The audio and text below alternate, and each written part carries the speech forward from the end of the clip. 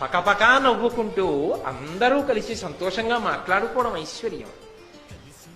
ఎంత పెద్దవాడైపోయినా అన్నగారు, తమ్ముడు, అక్క చెల్లెళ్ళు అందరూ కలిసి కూర్చుని చిన్ననాటి విశేషాలు చెప్పుకుని పక పక నవ్వుకుని చిన్నపిల్లలు అయిపోతే జీవిత మధ్య భాగంలో కదా ప్రవేశించిన వాళ్ళు ధర్మపత్నులు.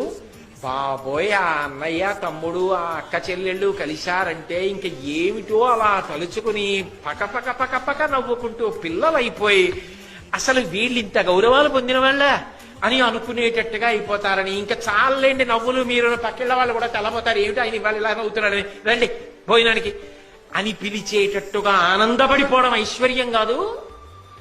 తమ్ముడి పిల్లలతోటి, తన పిల్లలతోటి, మనవలతోటి కలిసి తాతగారు బ్యాటట్టుకుని క్రికెట్ ఆడడం ఐశ్వర్యం కాదు? ఓ రబ్బర్ బంతితో వాళ్ళు ఆడుకుంటుంటే తాను వాళ్ళతో ఆడడం, తాను వాళ్ళకి బంతి వేయడం అదో పెద్ద ఐశ్వర్యం కాదు? డబ్బు ఒక్కటి సంపాదించి బ్యాంకులో వేయడం ఐశ్వర్యమా?